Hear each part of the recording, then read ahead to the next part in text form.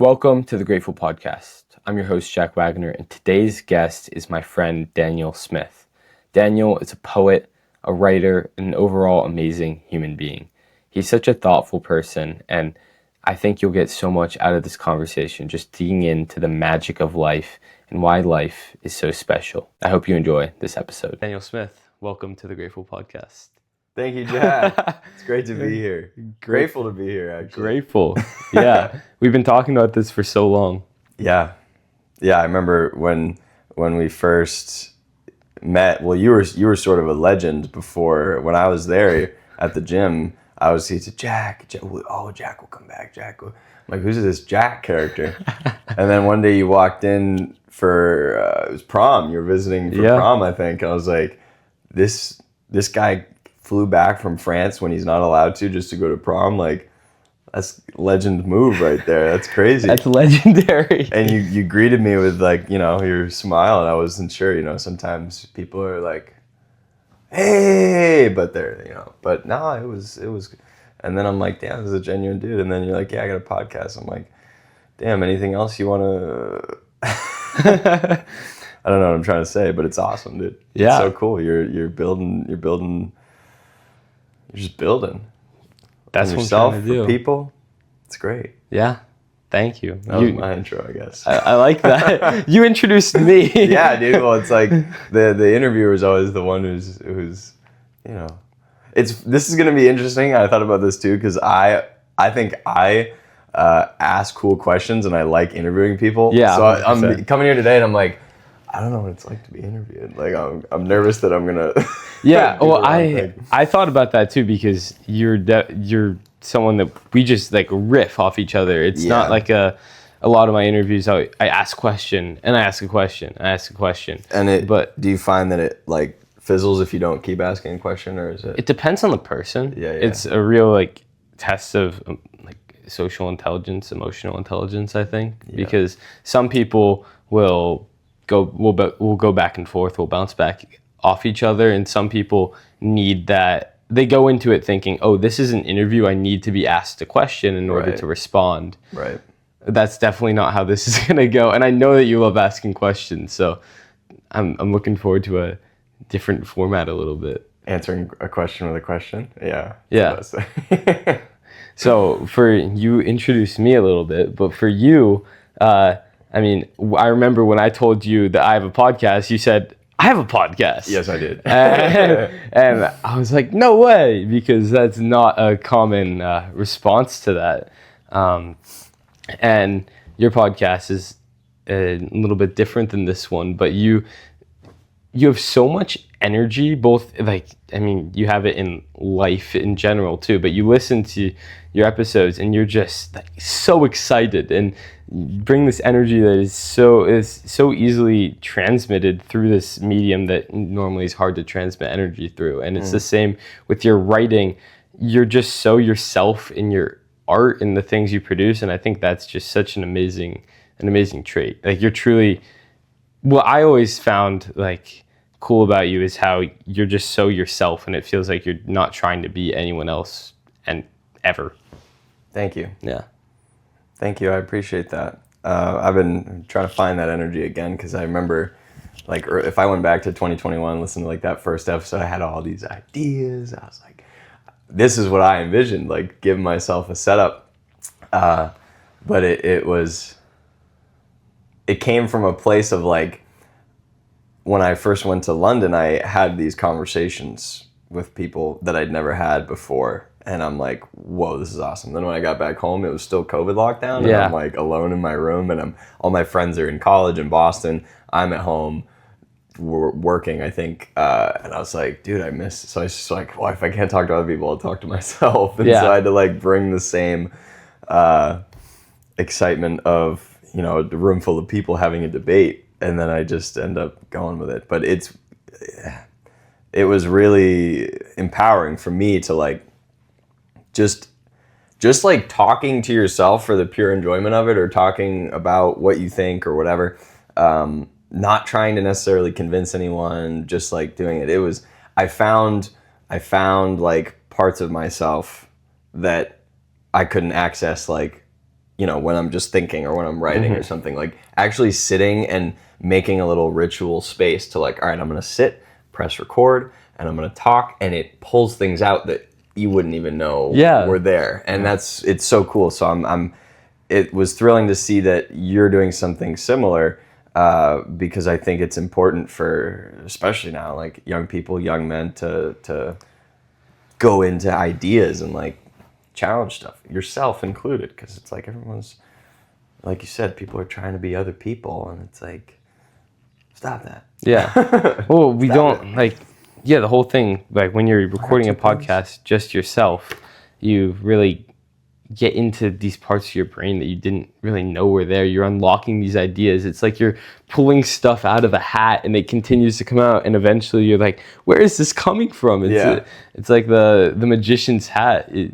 magic of life. Yeah, the magic of life. Yeah. Well, that's another thing. You just seem to always have this, I don't know if I've ever been in a moment with you where I felt like you wanted to be somewhere else. And this idea of presence is very, I don't know. People love to talk about presence. It's very, just very. It's everywhere now. Yeah. But is it happening? I'm not sure. So there's a lot of chit chat about it, not a lot of. Even that's funny you say that too, because I feel like I don't do a good enough job with it. But that's a whole other thing about culture and whatnot. But continue your. But it just feels like you have this, and obviously, it's hard to make a judgment about another person from your perspective, because we have no idea what goes on inside of them. But you have this idea, or you give off this vibe that life is just magical, and you're living it and you're loving it, is what it seems like to me. Talk to me about that. Whoa, great question. Don't know that it was a question, but I guess I've been doing a lot of like Noah said something, a word he said, like observing your own neuropathy or whatever. I don't see it as much like that, but I would say that right now, like I live in faith, and growing up in a Christian school, the main task for me as like a young adult has been taking faith away from religion's hands and putting it into my own, because people use faith and belief interchangeably, not the same thing. I had an inkling that they weren't the same thing, but I didn't have the language for it. And I read a book by Sharon Salzberg called like The Case for Faith or something. But she comes from a Buddhist background, and she very like matter-of-factly was like, you don't need to believe in anything to have faith, because faith can be invested in the aspect of being that you're within. So like you and I right now, we didn't ask to be here. We didn't sign a contract saying these are the terms of agreement for being alive. You might get sick, you might get attacked, terrible things might happen, but the rain feels good sometimes. So it's like trying to find faith within no structure. It's terrifying, but it's also like extremely liberating. And that's what I've been coming to. Like 1st through 8th grade was Christ, the Lord, doctrine. Got jumped into public school, which was a huge culture shock for me. I mean, we had dress code, we had no sex before marriage, we had all these things that were for the bad people, for the sinners. And then now I'm living amongst and talking to those same sinners, and I'm like, wait, like this guy Paul is super interesting to talk to, but we're talking about Islam and other topics that I never was given. So it's like just being given a safe space to talk about things without fear of criticism. It challenges whatever you were holding as like the only thing. And then fast forward to college, now I'm learning about the natural world, environments, and then now I've come full circle where it's like I'm more faithful now than I've ever was when I was within the religious world. But it's not for religion. I can look at religion and be like, that's really cool. I'll use that. But ultimately, it's only mine. And like, no religious system, economic system, cultural system can be like my final home. Like, oh, I have this partner, so I'm good. Oh, I have this nation identity, so I'm good. It's like, it's just me. And it's like, if it's just me, then what do I do with that? Well, find relation in those birds chirping or, stuff like that. And I think that's the magical part. Once you sort of peer behind that veil of like, wait, I'm not so different than, the birds twerping or the plants that are springing up in springtime that make me feel great. Like you and I were out in the street, we're like, it's beautiful out. Yeah. Why do I care? That doesn't make me any money or help me survive. But that's what the world wants, It's so we live in this weird, like, we love this, but we don't live like, so I'm just trying to find, like, and I guess it looks like being authentic to other people, but I'm constantly like, how can I take this? And it's exhausting. And I'm definitely not like merciful enough with myself. But, generally I feel like I'm doing the thing in the right spot. Would you call it a search for truth? Yeah, for sure. Truth is that word that I've come back to, because everyone's throwing out the word truth as if they can have it. Yeah. I mean, our president started a platform called Truth Social, and you re-truth something. That's crazy. And I don't want to talk about politics, but it is so crazy to take truth and tell someone that you have it when you clearly do not. And it's like, truth is ineffable. I don't think it doesn't belong to Jesus. It doesn't belong to Shiva or Buddha. It's yours. It's Jack's. It's mine. But that's a scary thought, to say that it's just you, because we want someone to tell us, like, because we're still in that, like, you want your parent to tell you how the world works, but then once you're on your own and maybe you're the parent, now you have to and it's like, that's scary. Yeah, our reality, this whole idea of reality is based on some shared objective truth. Mm-hmm. But what you're saying is we all have this subjective truth, and that's where misunderstanding, I think, comes from. The differences in subjective truth from person to person. Mm-hmm. You're saying that truth is only, like, your truth is your truth. Yeah. So is there that objective truth? Does that exist, some truth outside of us? We want it to so badly, but who is going to find it and when? Because, I mean, philosophers 2,000 years ago have been saying stuff that we say now, put it on a t-shirt and go, wow. But we haven't gotten any closer.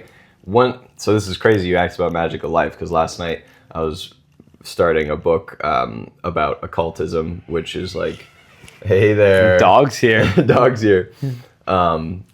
They call it a book on magic. Yeah. Occultism is a word that means like hidden or secret. So, you talk about the occult, witchcraft and tarot and stuff, but anything occult is anything hidden. So there's occultism in the Bible because there's, like, Jesus spoke in parables, which were truth-telling stories that weren't easily understood. You'd have to, like, sift out the meaning. It was hidden. It was occult.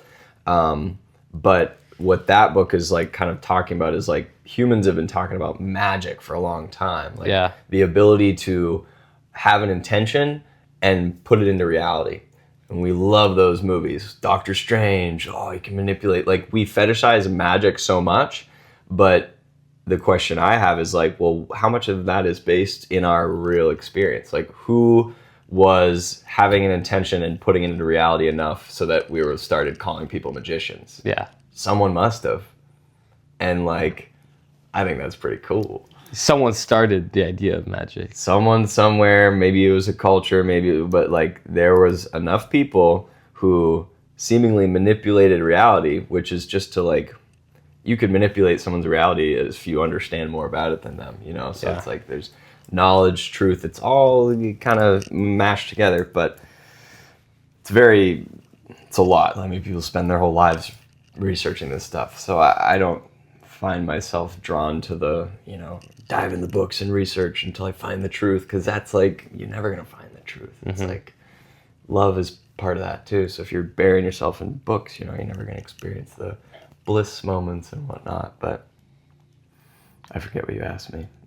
I do too. But it brings me to, we both love Kurt Vonnegut. And Yeah. in Cat's Cradle, he talks about the balance of science and religion, and how if you're looking to science for truth, you might find it. You might find in Cat's Cradle, they find the meaning of life. It's some chemical, they say, or some, I forget what it was, or some number, I don't know.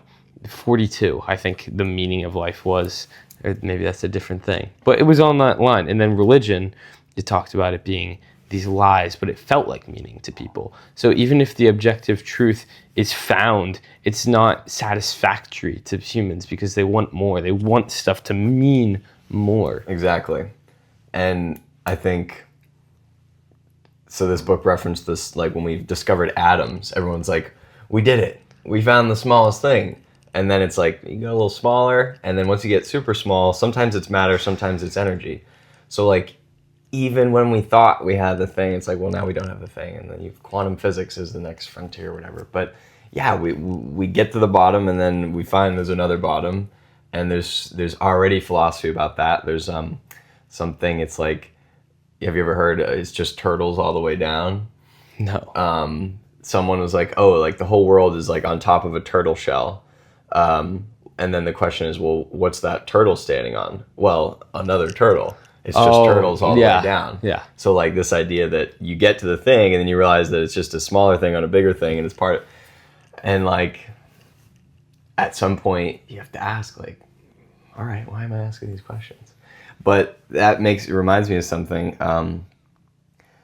I think a lot of, and this might be going a little bit out, but a lot of the words and ideas that we play with right now in this day and age, could we agree that they came from men, male thinkers, male scientists? Even the stuff we're doing now, where we were referencing 100 years ago, 200 years ago, when you get to that time, there was no serious involvement of women in these conversations.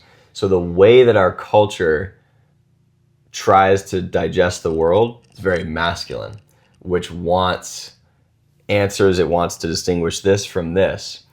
But there's another side, which we see through art and all these other wondrous aspects of just like, I mean, someone might come in and say, well, what is that? Well, why'd you do that? And there might not be answers to those questions, but it's like you did it and maybe you felt good in doing it and you expressed it.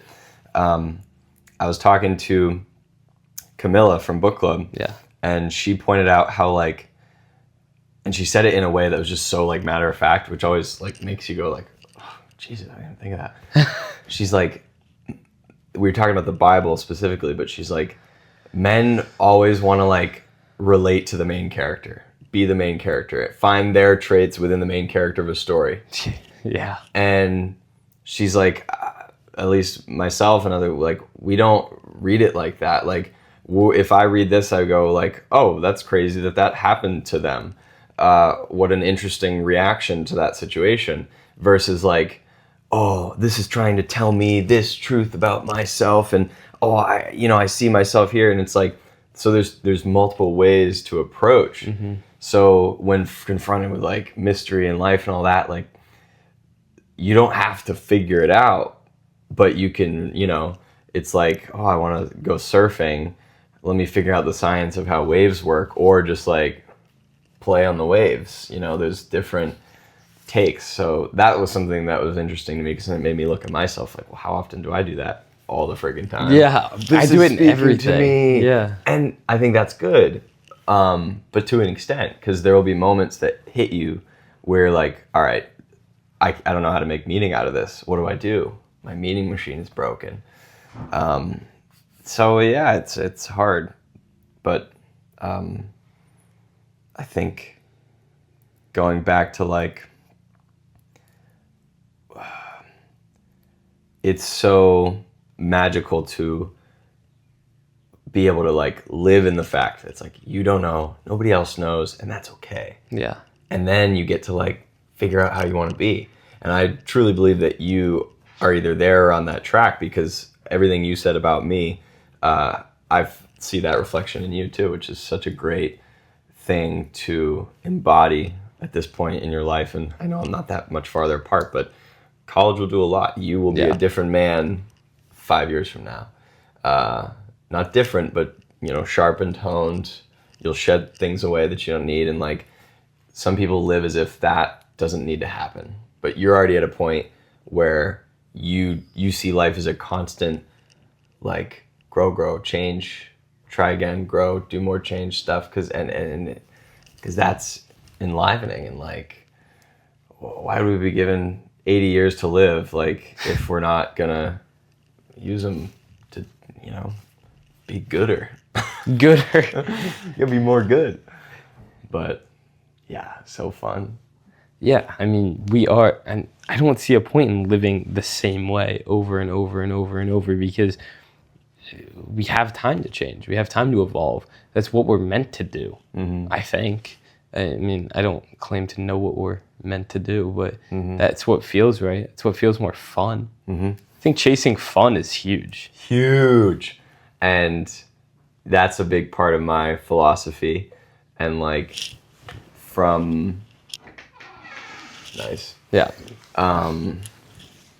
Like, that first article, like the kindergarten play in the mud thing, like that's really what I was thinking about, because like the amount of working with children, dude, it's so eye-opening. And it's not even eye-opening like, whoa, new information. It's remembering. It's like, wow, I used to live in this world, same world, with the same traumas and terrible catastrophes, and I was blissful. Yeah. And I think, my ache for the children who never get to experience that, because it explains adults who can't access bliss. But I mean, the amount of like personality, I found it can be hard to remember people's names, meeting.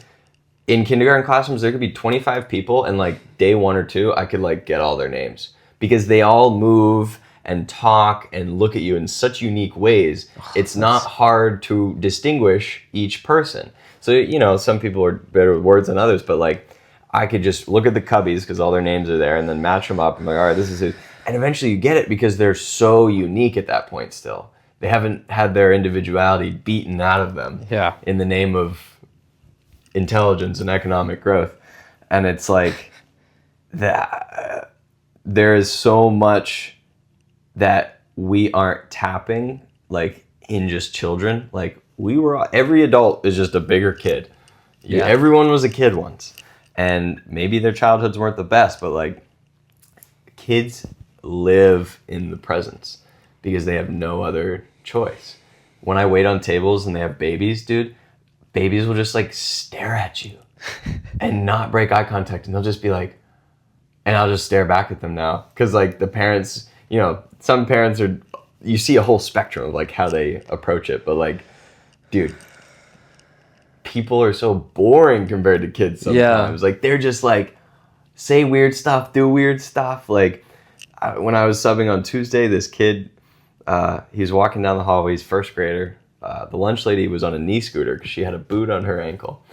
And so she's scooting down the hallway. He's like, why are you riding that down the hallway? And she's like, oh, she like points to her boot, and he's like, why don't you just walk on that? And he's like, he said it like that, like, why don't you?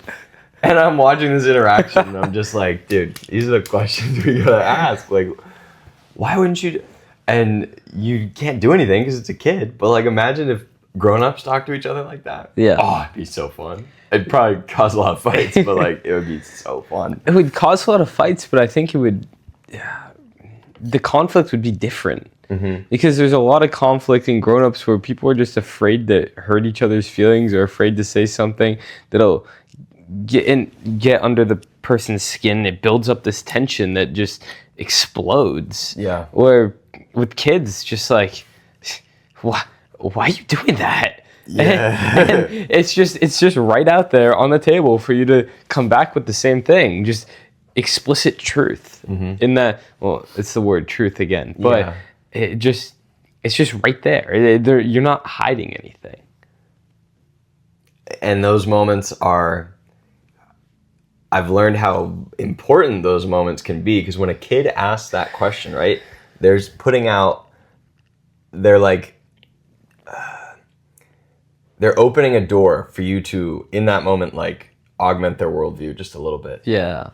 At that age, 5, 6, even younger, it happens unconsciously. Like when adults answer those questions as if they were talking to an adult, that's when you like ruin a kid, because they don't deserve to have your shit put on them.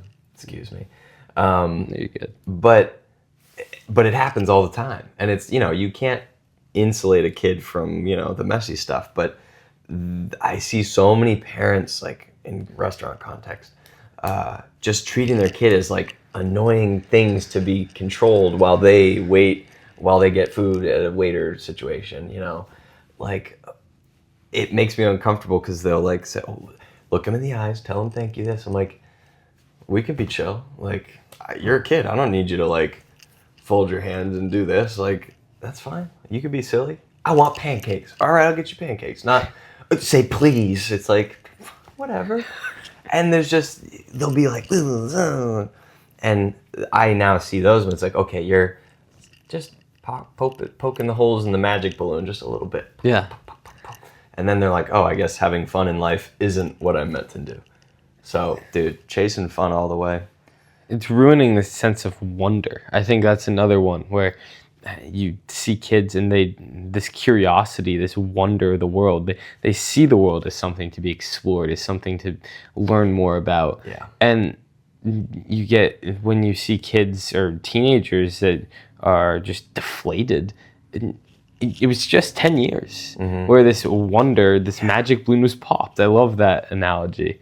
It was something I say to people all the time. I actually wrote one of my Harvard essays on it, was that I never left the why stage as a kid. And that's why I act as the way I do, because that curiosity, it was never deflated by my parents. It was always, I mean, I can't imagine how annoying it was, but I was one of I asked why all the time, but there was always an answer for it. Yeah.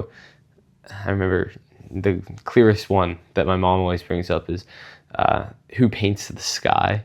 Both my sister and I both asked that question at different times, but just these questions, like, what a magical question you see things in the world and you want an answer for it, and kids want to know why, and they see the world as magical, and that just gets beaten down.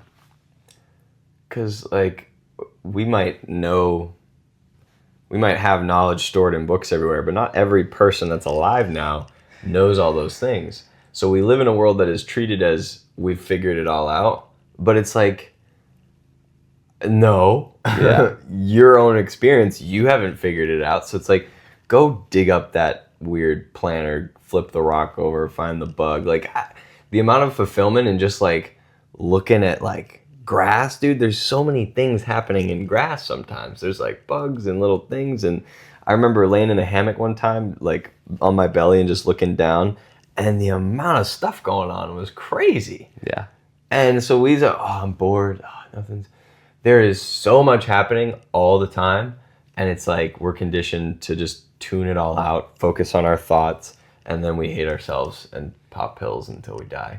That was a little cynical, but that's that experience for some people. I wanted to ask you what it's like, or how do I frame this? I can identify a huge difference between your dad and my dad in that your dad is an artist. I don't know how long he's been an artist, but have you thought about how your going into the world has been shaped by having a father who's very in touch with art and creativity and expression? Like, what feelings do you have about that? You're flipping the switch. I told you I'm gonna have to question it at some point. That's a great question, and I think that it definitely has led me to keep cultivating that idea of wonderment with the world and seeing and cultivating creativity. And I'm not. So my dad became an artist when I was around like 10 or 11, I think, 12, around that age. And before that, I had always seen myself as someone very I was not creative, not artistic in the ways that school taught me creativity and artistic means. But when he became an artist, I started to see it differently, and it's allowed me to expand my horizon on what I believe creativity and art is. Because now I see this as a form of art or creativity.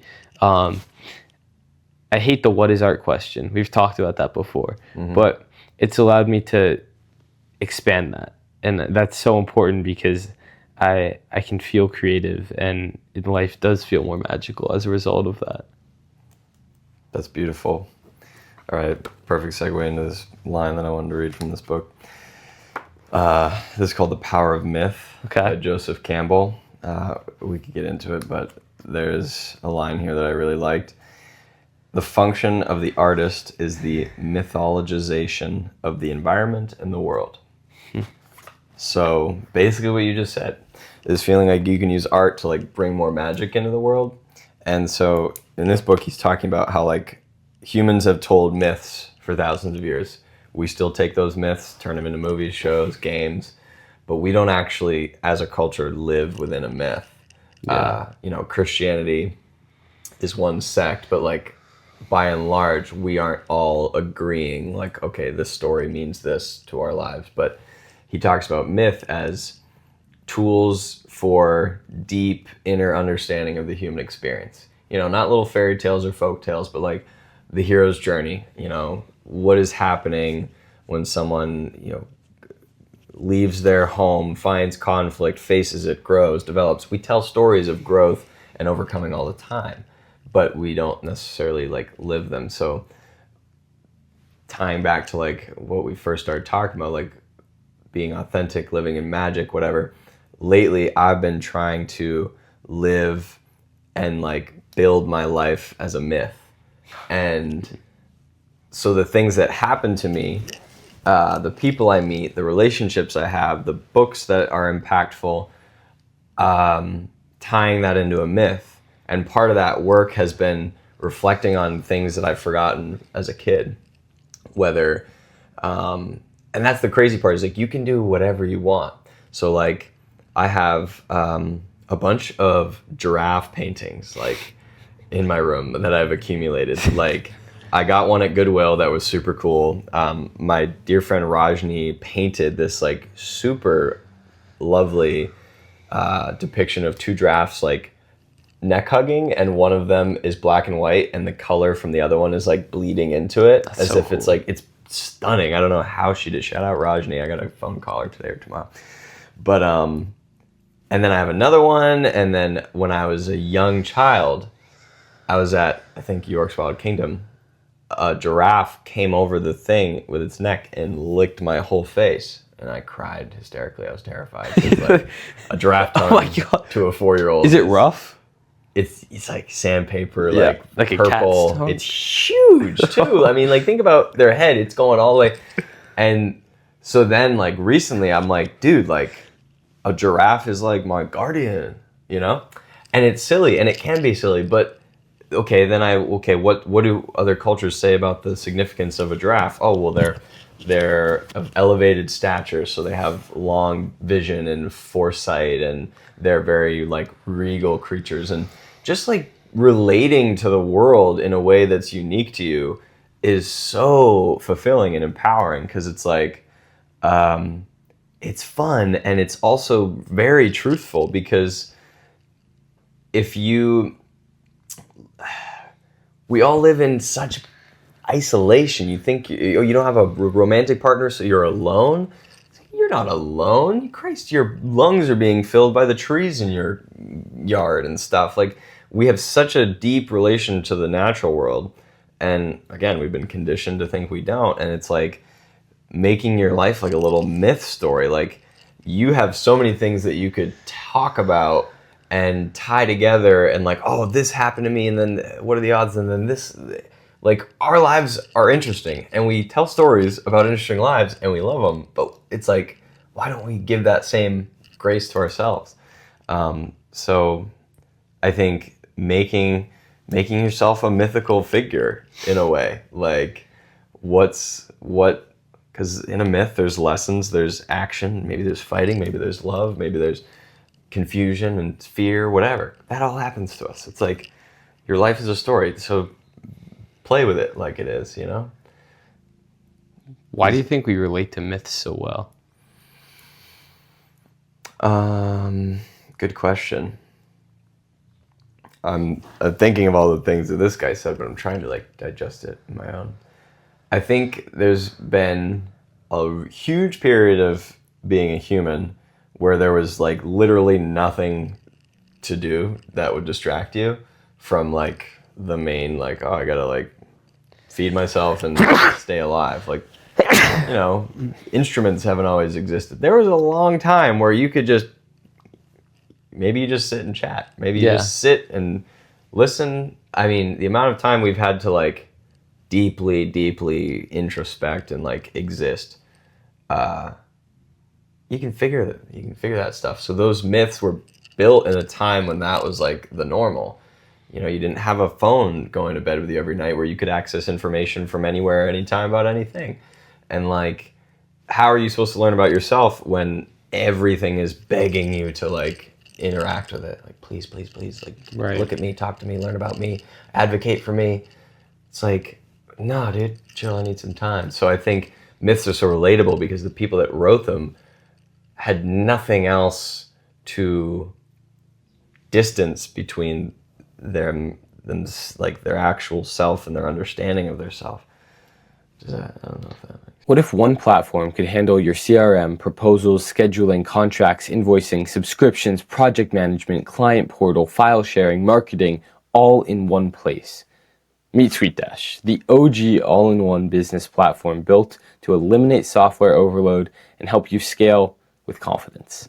With SweetDash, you get a single login and a unified system to streamline your workflows.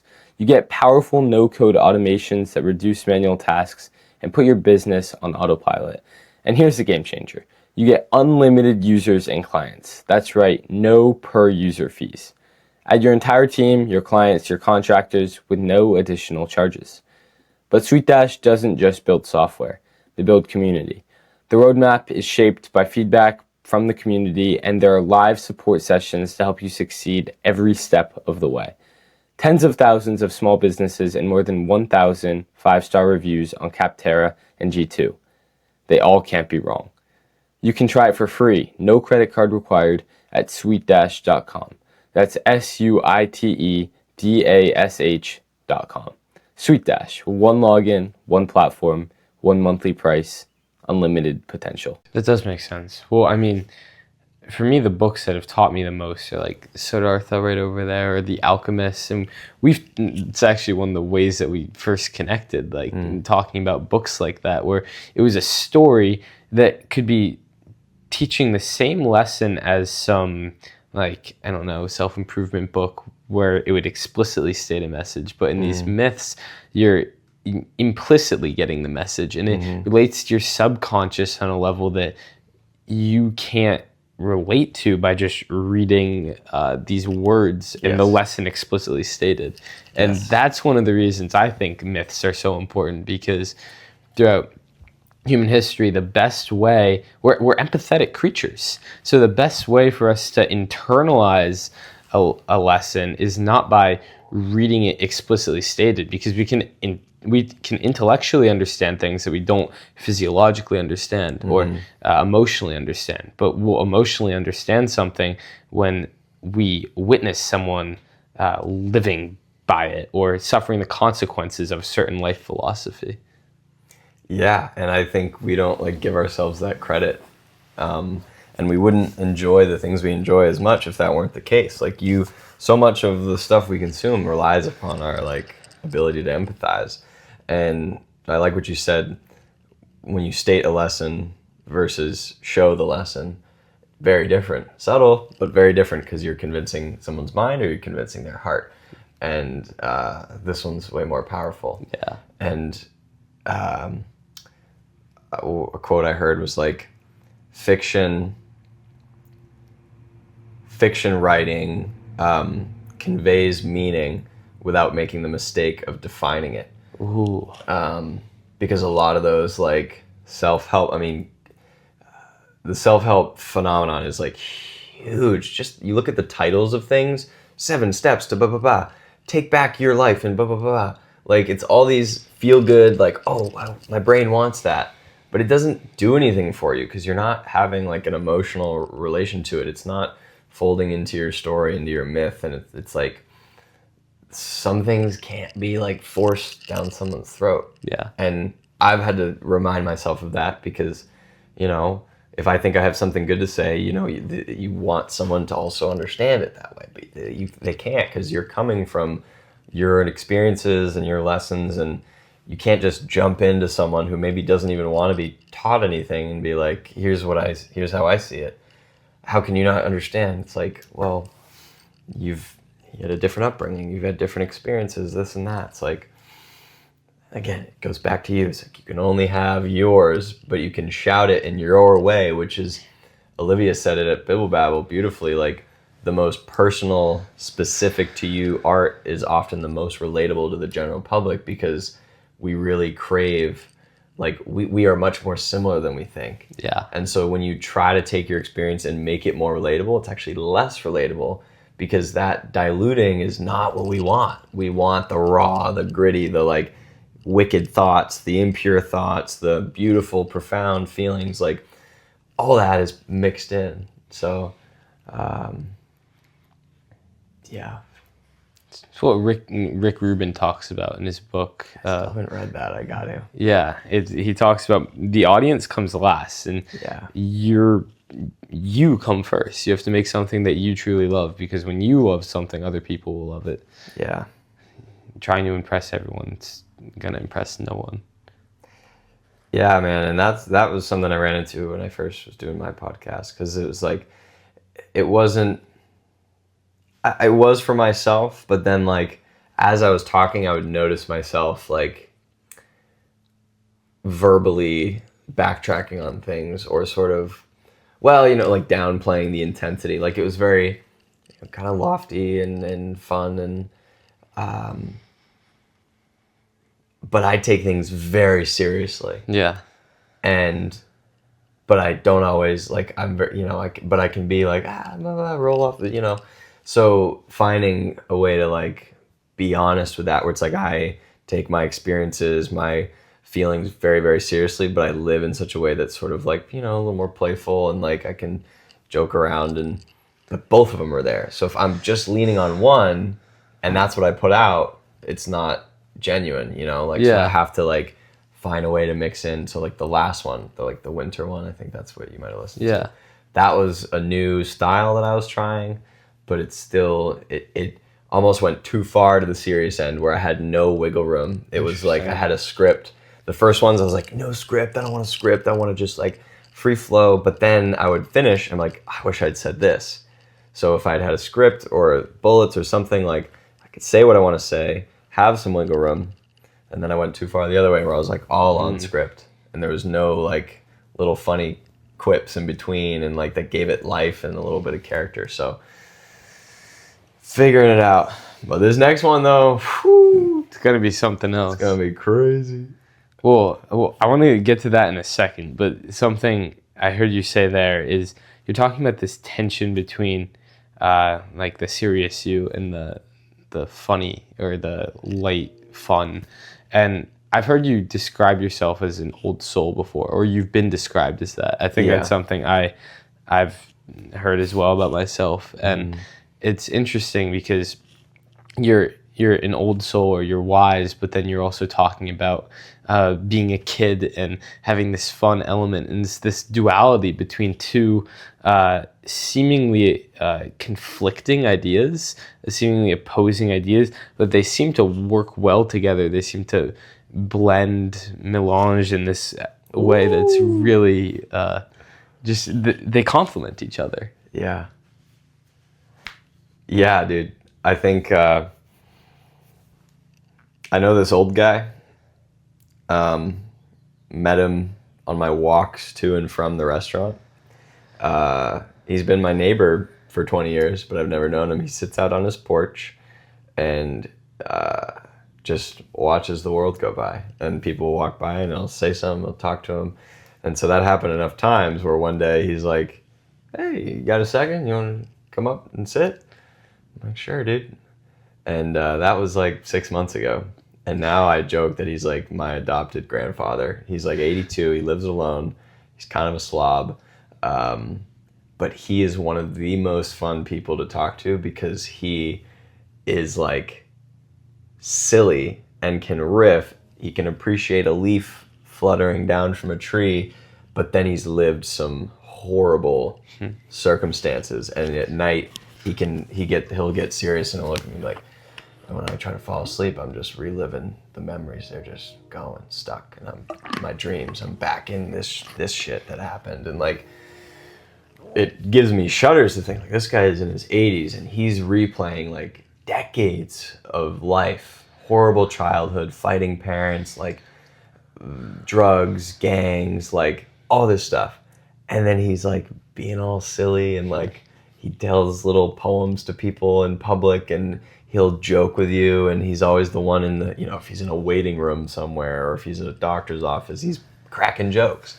And there's something so wise about that, because going back to like, you want to ask you could get to the bottom of it and then you realize there's no bottom.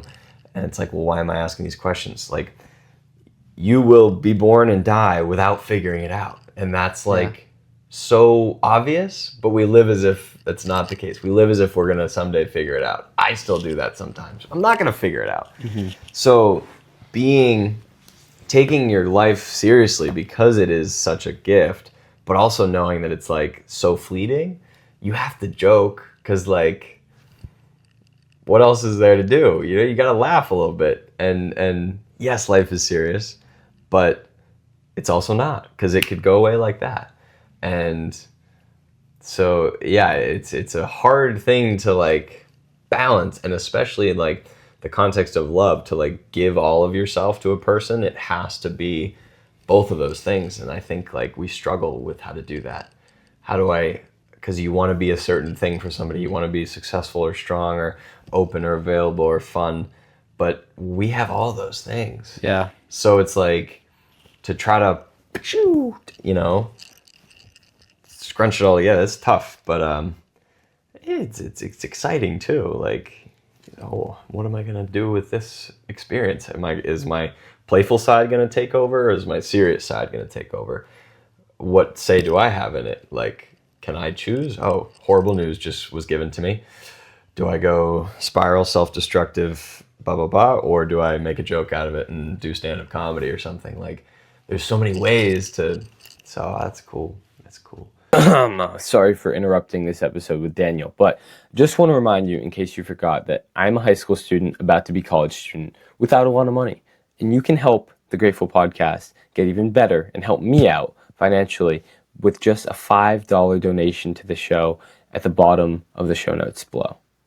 I don't need you to do anything, just in case. And if you can't do that, I just ask that you share this episode with one person that you think could enjoy it. Thank you so much, and I hope you're liking this conversation with Daniel. You talked about answering questions, or these questions that you'll never hear or answer in your life. And so this book, Open Socrates, is all about the Socratic philosophy. And the first chapter, one of the first chapters, it started off talking about untimely questions. So untimely questions are questions that you can't answer because you're living in accordance with your answer.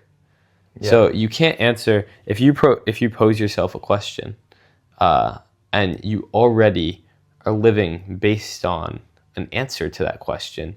You're not actually going to be able to answer that question. You first have to detach from depending upon your answer of a question, and so we, as humans, avoid these very tough questions and the questions that everyone will always come back to, because from a young age, we're conditioned to have an answer, and we're told what the answer is, and we have an answer that we're living by. And people get upset over questions of morality. They get sad over questions of anything, but they get angry and upset over questions of morality because they have an answer that that is their reality. That Yeah. is, they already have answered this question. And if this is wrong, then their life is wrong because their answer is their life. Yeah. And so we go our entire lives without answering these questions. And that little thing you described, like living in the question, I mean, that could be applied to so many problems that we face, either culturally or like interpersonally, because it's like we just assume things for so long. And then if nobody stops to make you think, or you never stop to think, it's like, shit, why have I been assuming this all this time?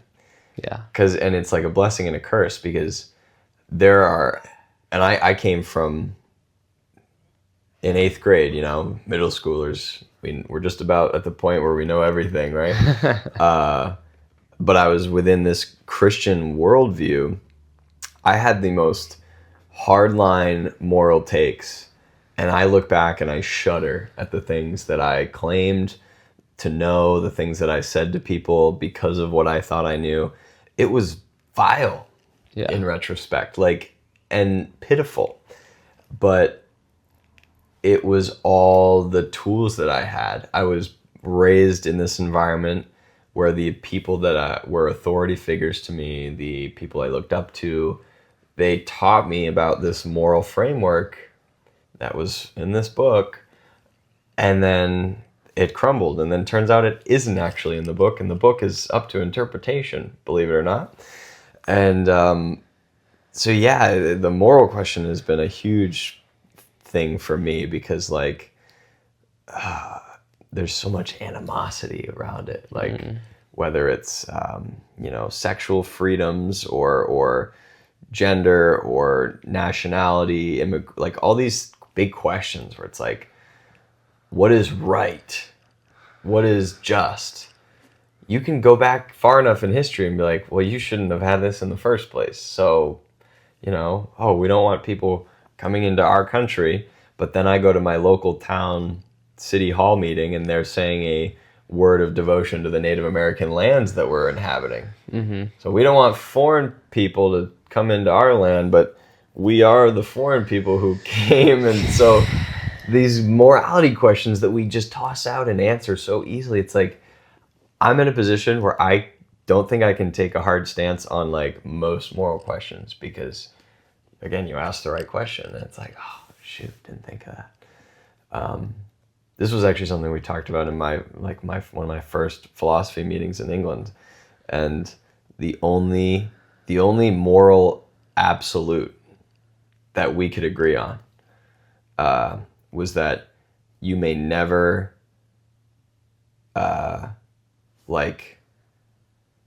assault somebody, take away their consent to their physical being,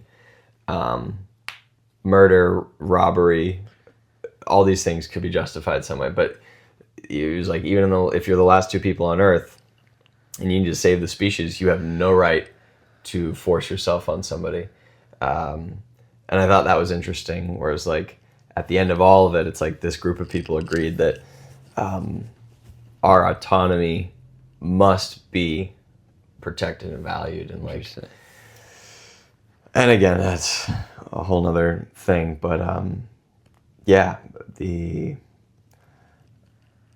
when Camilla said that thing about men making themselves the main story, I was like, that was a question that I hadn't even, I was living within that question, and I realized in that moment, I was like, oh man, yeah, you got me. But sometimes, you can meet that with the serious or the playful, oh, shoot, well, let me rework this Play-Doh. Or why are you threatening me? Why are you challenging me? That's... da, da, da, da, da. And you can sort of tell those people apart. Do you think out of those two people, there's a right way to handle it? Damn it.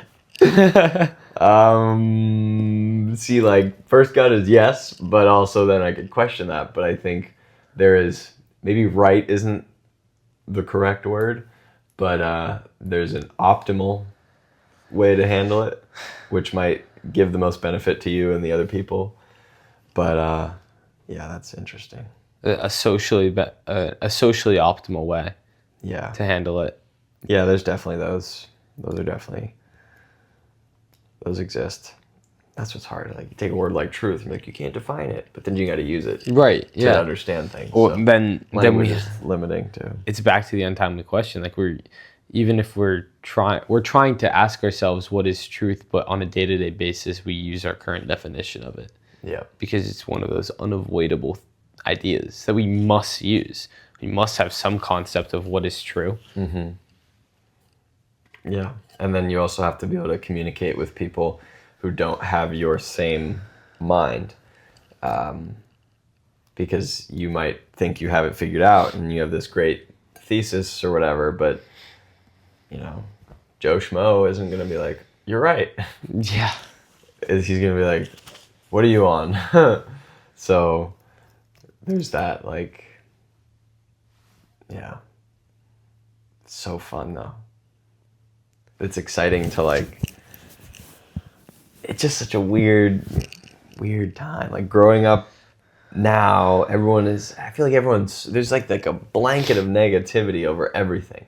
I haven't met one person, well, I don't meet many people who are, like, genuinely, like, optimistic or joyous in the moment and about, like, the future. I've talked to so many people who don't want to have kids because of the world. Yeah. And I'm like, what? Kids are the only thing that have any hope of making it better. And so it's refreshing talking to someone like yourself where it's like you don't seem to cast judgment on anything when you look at it. And that's a very, very precious thing nowadays where it's like everything is judged to an extreme or to, you know, and even like putting out a resume is subjecting yourself to judgment from a foreign entity that you don't know. So if you don't have a sense of like, I'm me and it's okay, everything has the potential to just like swipe the rug out from underneath you. So it's like to be able to look at things, not judge, and then also look at yourself and not judge, dude, that's the magic power right there. It was definitely a skill that took a lot of learning to cultivate. And it was definitely what I was trying to say before. It was definitely hard to do that in this phase in my life where for the entire fall and winter, I was writing applications to be judged by people that would, in some ways, determine my future. And I was having to take myself out of that and be like, well, their opinion doesn't matter. Like, how do you view yourself? And having to make sure that your judgment of yourself is not tainted by how other people judge you. Yep. Easier said than done, for sure. Much easier said than done. Yeah, and I'm not, like, it's weird, too, because sometimes I'll react to something, and I'm like, oh, this is a past version of me reacting to this. Ooh. Like, because I definitely, like, right now, the way I see myself is a lot different from freshman year of college, which is a lot different from freshman year of high school, which is a lot, you know, so on. But again, like, we're living in moment by moment, so you don't always see that. And it can be encouraging to, like, look back and be like, wow, like, I would have reacted so differently maybe a couple months ago. Yeah. And to see your own growth is, like, important to, like, being able to see it, but also have people in your life who can see it and show it to you. Because, like, sometimes even just your little intro thing, it's nice for me to hear that because I'm so self-critical all the time. And everyone, I think, is so self-critical in ways unseen to their friends and family. And then someone says something they think is obvious, and to you, you're like, thank you. You just, like, saved me weeks of, like, hating myself. And which is, like, sad that that's the way it is. But it's kind of the pressure cooker we put ourselves in. But in what ways are you self-critical? Dude, it's never enough. Never doing enough. In the past year, like, I can look like we started this book club. I work 5 days a week. I'd sometimes sub on my off days. I'm writing. I'm going to poetry open mics. I'm challenging myself. I'm doing new things. And then in quiet moments, I'll be like, I can't relax and play video games right now. Like, that's not, I got to do more. Yeah. And I'm literally so exhausted to the point where I'm like, I'm gonna need to go over I need to cross an ocean just to get away from it all for a little bit. And it's wild because it's like, I'm so blessed to have people, and waiting tables at breakfast is, unique too, because you make friends with your regulars and they'll, just talk to you. And so I get showered with like love from people who I know well or don't know that well. And, but it's as if like each thing is like more pressure. All right, well, I gotta, and it sucks. It's not the way to digest. I'm working on it, but it's still like, I mean, if I have 3 hours to myself, I'm like, I just want to sit and do nothing. I'll sit and do nothing, but I'll feel bad about it the whole time. Yeah. And then I need more reprieve from that sitting and do nothing. And it's just like, crap. How do I get out of this? Napping is great, dude. I'm a napper now. Yeah. Like, I'd come home from work. I'd wake up sometimes just looking forward to my after work nap because it's like a different kind of sleep. I sleep way quicker and just like honestly feel more refreshed than a full night's sleep sometimes. But I'm sick of that. I'm sick of feeling like it's not enough, Same.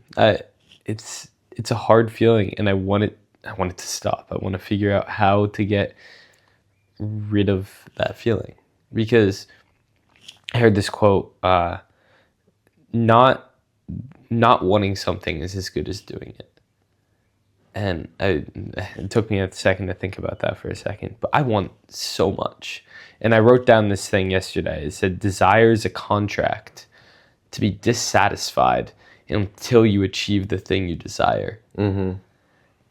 Why am I agreeing to that contract with so many things? Why am I agreeing to be so dissatisfied why is it so hard to be right here, right now, just happy with this? And even if it's funny that you portray that idea of being so satisfied right now to me, and I portray that to you, when internally, at least that's my biggest struggle, I'd say. And it seems like it's one of yours as well.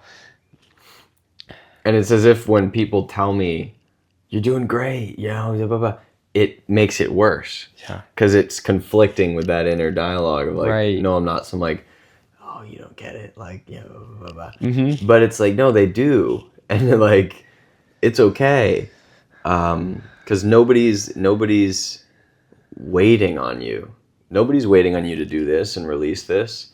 You just want to do it. But then in the act of like my own process, sometimes I'm like, I said I would put this out at a certain time and I haven't. No, everybody forgot. Nobody cares. Yeah. And even at like the Kendrick Lamar level, if he says he's going to put something out and he doesn't, what are they going to do? Yeah. He can do whatever he wants at his own time. I mean, Christ, he didn't make music for 5 years and then everyone forgot about him, and then he runs the world, and he just, so there's so much pressure that people put on themselves, and I don't know that it's like we collectively put it on ourselves and each other, but I don't know how to get rid of it other than finding quiet, because there's like never any quiet. Yeah. Never. And going back to like the why are myths relatable is because people wrote them from a place of like quiet, like, oh, well, I got this room I'm sitting in. I mean, we have 2 devices that we could access all of our friends and family. Yeah. All the philosophy, science that we want. Right now in this room, we could stop this and grab those and just be like, how does this work? And figure it out. So the place for just contemplation and like digesting your life, that's what I'm trying to work, like because I'll have these experiences that I'm like, wow, feeling magnitude, great. And then I got to go to work, and yeah, there's no room to digest it and because you had so much time, like, to contemplate and to like pivot and decide, and like work on something for years and come out with it and then, go back in your hole. And that's how a lot of the people that we tout did it. Like they weren't constantly keeping up with their audience. They weren't constantly checking in and being available. Like, oh, I don't want to be available all the time. It's like so exhausting. With the next step you're taking in your life and like not working at the B station anymore and going to Europe, is that a search for this quiet? Oh yeah. And I'm confident that it's not just to like go there and like I've been approaching it here at home. It's been hard, but these habits that I've had that I don't feel good about, I don't even want them anymore. Like, Yeah. I have had my Xbox unplugged and no TV for like months, and then the other day I was like, I got an urge and I plugged it in and I'm doing it and I'm like, I'm not even really enjoying myself. Yeah. I'm just feeling time. And so like these things that I've done, didn't like, now I didn't like that I did them, but I was still drawn to them. Now I'm like not even drawn and I'm just like doing them for the sake of, because it's routine and it's like comfortable. But I think having this quick little pull up, go somewhere else, be on my own, figure stuff out, it's gonna like force me to hone in on like, okay, so what works? How can we fill in these gaps that are created? And a lot of it's been stuff in my heart, dude. Like my outlook on love and connection and all these things has changed so much in the past year or so. And so like going there for a wedding for one of my dear friends, I think it's going to be really, really, I don't want to say enlightening, but like, I think it's going to fill up a lot of space that I've created for something different. And I'm excited for that. So it's like, I'm searching for it, but it's as if like, I know that that's where I need to go next. Yeah. Even if for a brief period, but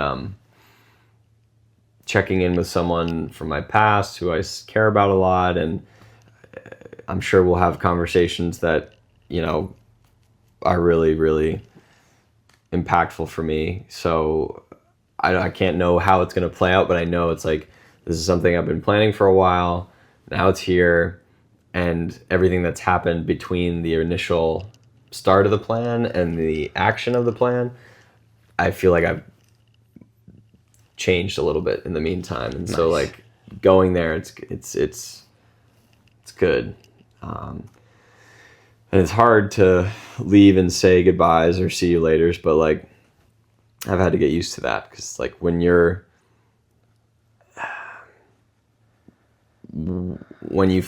give energy to the things you do and like the places you work, etc., it's like it can be so hard to leave, but at the same time it's like a beautiful thing to be hard to leave somewhere. Yeah. Like, would you rather like dip out of the gym and have nobody like, oh, where'd Jack go? Like, oh, I don't remember who's Jack. Like having left an impact can make leaving a place hard, but those are those big feelings that we got to just like soak it in. So I had a good cry over B Station and my buddies there, and that's what you gotta just move to the next thing, because you're at that point now. You're looking at the last vacation of senior year in high school, and then everything's gonna flip, and whatever you end up going, like it'll be the right thing for you.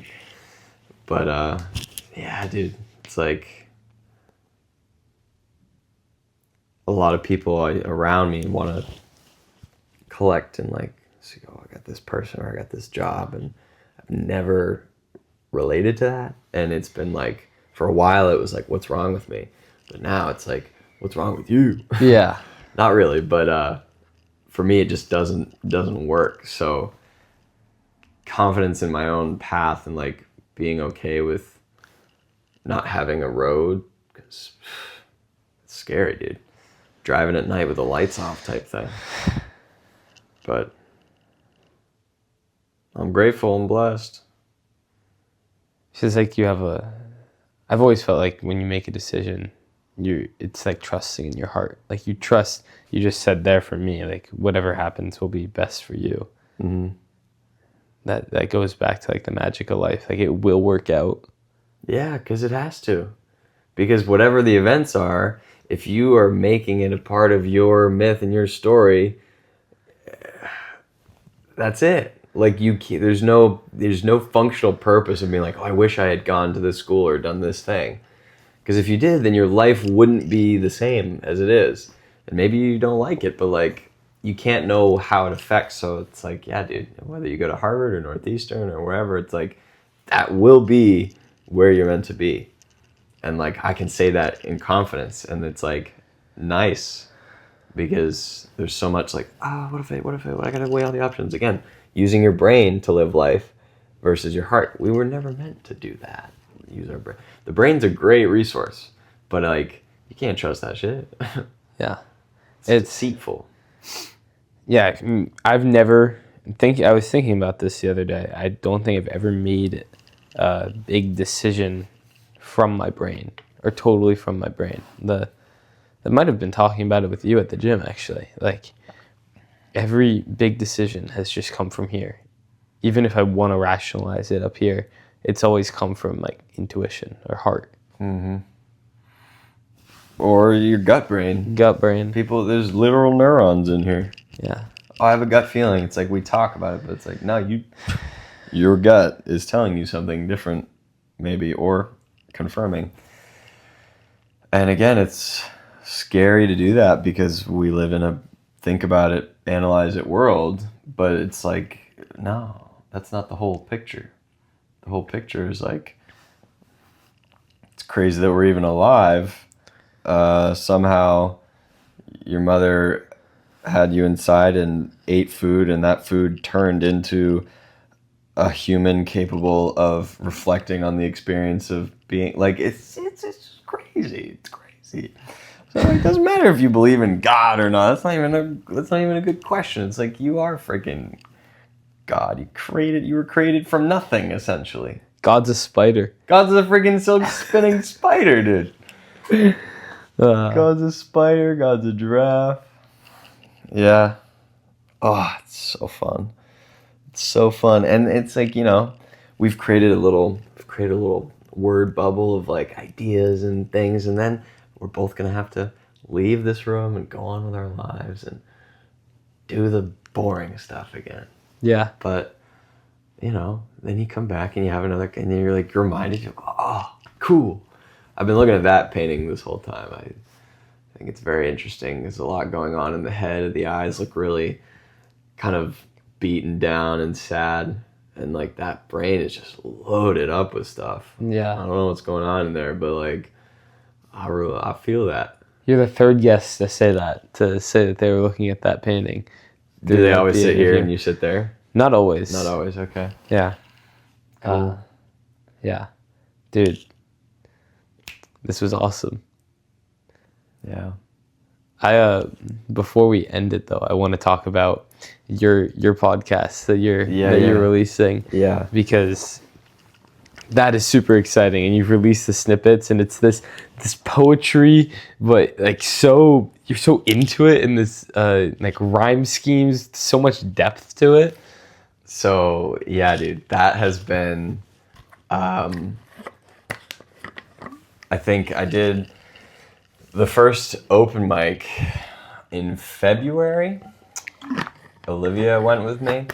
And I remember writing a poem like that day for that mic, and it was just stuff that I was feeling at the time, and putting it together in verse. It was like very intense journaling, because like with poems you can kind of like say a lot with a little less, and I've always been too wordy, so it's great for me to like hone it in. But it's one thing to write a poem, and it's another thing to deliver a poem. And I found that when I was writing it to be delivered. And when I look back in my life, like I did that. I wrote something to my brother, never showed it to him, but it was like 2 years ago. And it's like the same style of writing that I do now, and I like had written it to be spoken. Huh. And so for me, like the podcast when it started was like I have something to say and I need a place to put it. And I would find that, I was having fun, I was talking about this and that, but like what was I saying? What was I trying to leave people with? These were questions that I wasn't really sure. So I didn't do it for a while. And then 9 months, I posted one, the most recent one, end of 2023 now. And that was like a lot more effort was put in. I put some poem verses in there, and I had some like blocks of text that I was reading and trying to make it a little more artful. And then I did that, and I was like, that was so much work. And it's like, I can't do that every other week or so. And I was working with kids at the school, so it's just like I was drained. So the poems, dude, oh my God, like the first time I did that mic, I came, like my heart was pounding. I was like dry mouth. I got up, my legs were shaking on stage, but I delivered it and I knew that it was good. And like that feeling was such a thrill of being in front of strangers. I had a friend there, we were supporting each other, and oh man, I came off and like my face was buzzing, like tingling. I was just like ripped. The energy was crazy. And I remember being so nervous before I went up. And when I came down, I was like, I gotta do that again. Like that was fun. And so now it's been a couple since. And I did when I went to Colorado in February to visit my roommate, on the way home, I went to Chicago and I did an open mic there. Yeah. I like signed up for one, did one there, which was even crazier because I'm like in a foreign city by myself at a random bar in the suburbs and like spitting poems with other poets. And it was so cool because like the support and like community, it was awesome. And just seeing like what people talk about.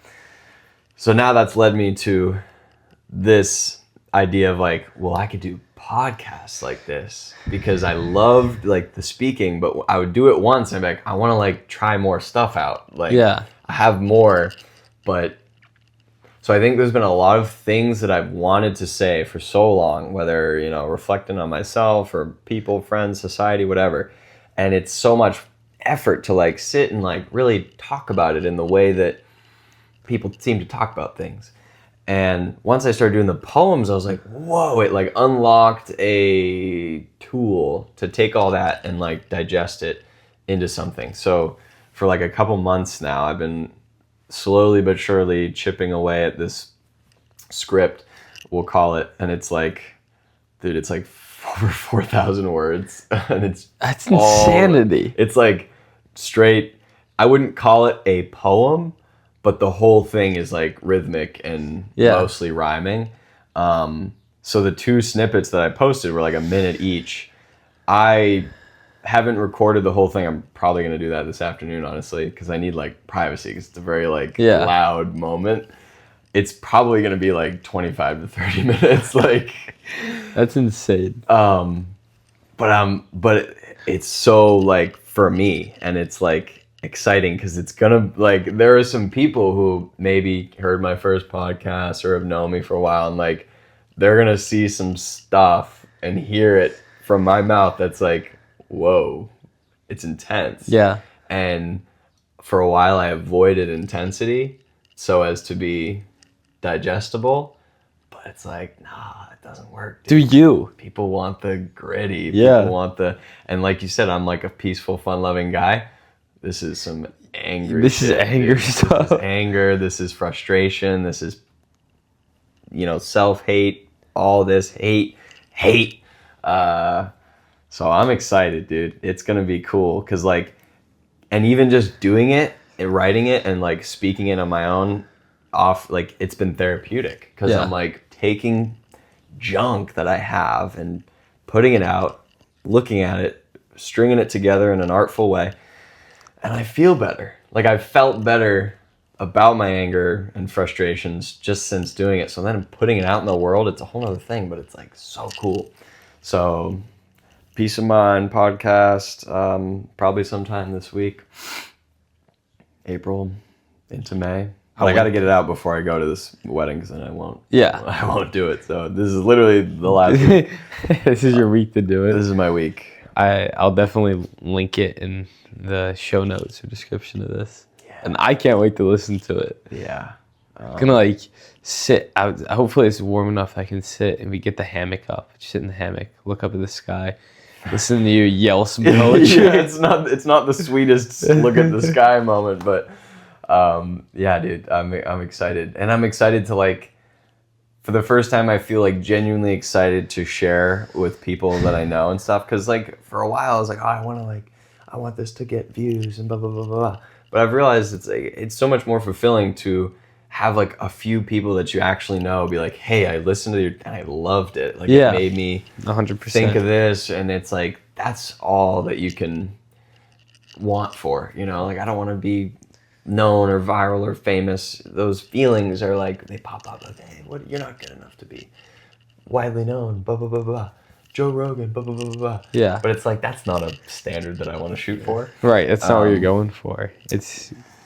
So yeah, dude, I'm revved up. It's a musical. I don't, and the editing too, I'm worried about the editing. Because I made my voice sound weird in those ones, but I don't know if I'll do that for the whole thing, because that'd be a lot of like, Yeah. Well, you could also record it like 1 minute at a time, so you can, yeah, like, you don't have to put on pressure to perform it perfectly. That is true, and I'm glad you said that, because doing it start to finish, it's like a literal workout. I mean, yeah. I was out of breath the first time. I'd be like, oh, like I'd finish a paragraph and I'd be like, holy shit, because I'm pulling out like demons, dude, and it's like a marathon of words. But part of me wants it to be like, yeah, you hit that up if you want.